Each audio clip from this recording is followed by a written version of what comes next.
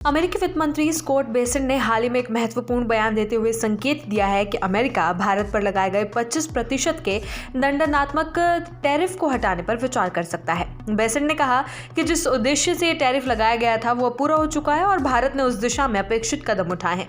Besant ने स्पष्ट किया कि अमेरिका ने भारत पर 25% का टैरिफ इसलिए लगाया था ताकि भारत रूस से तेल खरीदने से बच सके। उनका कहना है कि इस कदम का परिणाम स्पष्ट रूप से सामने आया है और भारत ने रूसी तेल की खरीद में भारी कमी कर दी है। इसके चलते अमेरिका इसे एक बड़ी सफलता मान रहा है। अमेरिकी वित्त मंत्री ने कहा, टैरिफ अभी भी लागू है, लेकिन मुझे लगता है कि अब उन्हें हटाने का एक रास्ता मौजूद है। इसका मतलब साफ है कि अमेरिकी प्रशासन को लगता है कि भारत पर दबाव डालने की उनकी रणनीति सफल रही और अब टैरिफ को जारी रखने की आवश्यकता नहीं है। बेसेंट ने अपने बयान में यह भी कहा कि फिलहाल भारत पर कुल मिलाकर 50% का टैरिफ लागू है, लेकिन 25% वाले हिस्से को हटाने पर विचार किया जा रहा है।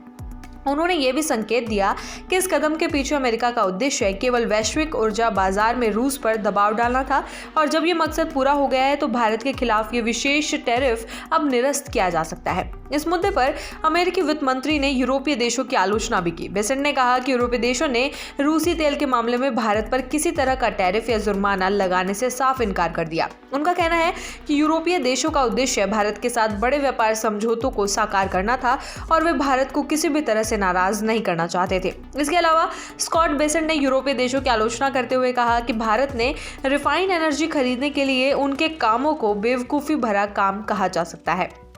उनका दावा है कि यूरोपीय देश भारत के प्रति नरम रवैया अपनाकर अपनी व्यापारिक प्राथमिकताओं को ध्यान में रख रहे हैं, जबकि अमेरिका ने सख्ती से नीति अपनाई और इसके परिणाम स्वरूप भारत ने रूस से तेल की खरीद में भारी गिरावट दर्ज की। बेसेंट ने अपने बयान में यह भी स्पष्ट किया कि अमेरिका ने टैरिफ का उद्देश्य केवल आर्थिक दबाव बनाना नहीं बल्कि वैश्विक ऊर्जा सुरक्षा को सुनिश्चित करना था। उनका कहना है कि टैरिफ ने भारत को यह संदेश दिया कि रूस से ऊर्जा खरीद में अंतर्राष्ट्रीय प्रतिबंधों का पालन करना आवश्यक है।